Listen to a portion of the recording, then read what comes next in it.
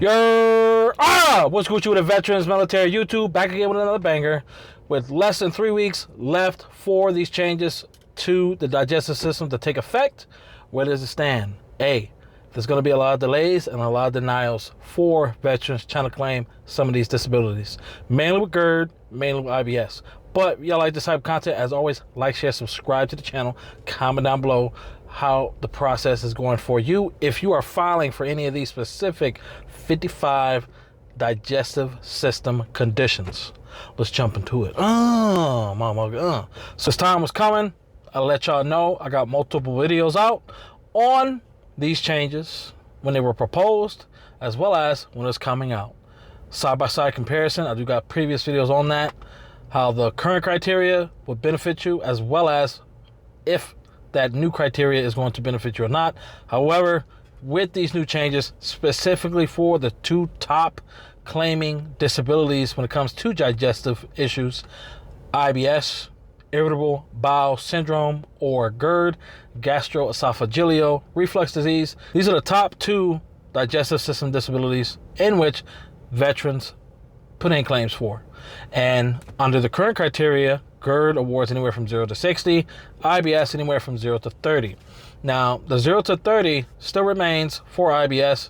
It's going to be, but they're taking away the 0 and they're adding 10, 20, or 30%. As for GERD, it's going to be 0, 10, 30, 50, and 80%. And I'm telling you right now, majority, if not all of you veterans who are currently building medical evidence for GERD or IBS, your medical evidence, it's not going to be sufficient when compared to the new criteria. So if you haven't submitted a claim, now's your chance. Now, you may not be seen until the 19th, May 19th, 2024. That's the cutoff. But as long as you submit a claim now, you'll be rated under both criterias. So if you got medical evidence that so strongly supports you getting a 30% for GERD, for IBS, or 60% for GERD, it's going to benefit you to be rated under the current criteria versus that new criteria. And I'm telling y'all, you got to read the CFR 38. Capture these, download a copy of this information. Because if you don't, you may not be able to find the current criteria. You may go into that CNP exam, whatever the case may be. It may be 5 minutes, it may be 50 minutes. But whenever you get that decision letter back in the mail, that's when it's going to determine, hey, we identified you got X, Y, and Z.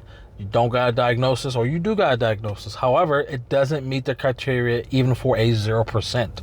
So we're going to deny you. And if you don't know the current criteria, it's going to make it challenging to submit a higher level review.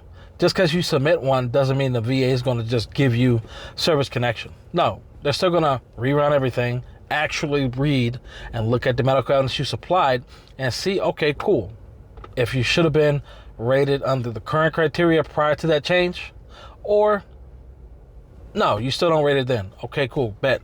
And I'm telling you, hey, you got to do your research. You got to do your research. You shouldn't be waiting last minute. And it's a lot. I know it's going to be a lot of veterans waiting last minute. They're going to be waiting until May 19th, the very day. It's going to be 100, 200, 400,000 claims being submitted for GERD and IBS alone. And what is that going to do? It's going to prolong the VA claims process even more to stack on top of all those PACT claims that are coming back 0%. In turn, what? A lot of veterans are going to be in the appeals process, higher level review, as well as a full-on legacy appeal. And what does that mean? Longer wait times. It's going to take years to get service-connected for disabilities in which you had ample enough time to build the medical evidence for, get a diagnosis, realign your medical evidence to be in reflection with the new criteria, at least for IBS and GERD, since these are the two grossing claimed VA disabilities under digestive systems. But majority of y'all haven't. And once that new criteria comes out and then the VA rates you against both, they may just say, hey, they may lowball you if you get service connected. So whenever you do file for an increase, that's when they got you. They got that ass. That's when they be like, hey, we gave you a 10% or we gave you a 0% for GERD and IBS, knowing that you was going to come back. We know this. or maybe a 10%. If you got 10%, of course you're going to submit another claim. Just looking at the new criteria for majority of these disabilities, when it comes to IBS specifically, not a lot of veterans are going to get service-connected under the new criteria.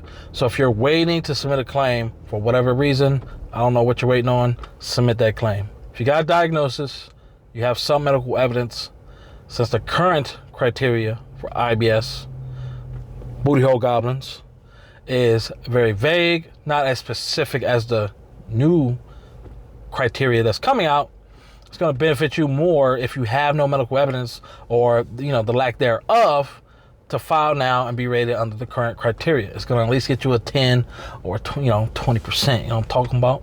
But under the new criteria, it's 10, 20, or 30. Because a lot of veterans were complaining about, hey, you know, my IBS is going up my back and all this other stuff. And there's going to be a lot of hostile, disgruntled veterans once they get that claim back denied. Delayed and then denied. And what does that mean? If you don't got that right sufficient medical evidence to be rated under both criteria, you're going to get denied. It's going to get denied. And the VA has given all of y'all, all of us, you know, the VA has given us about 90 days to realign that medical evidence with these new changes. But let's see, how many veterans you think actually read it? I guarantee you not a lot. Probably the only veterans who've read it are the ones who are really invested. You know, not a lot of veterans have read that new criteria. And it's been out for it's been out since 2022.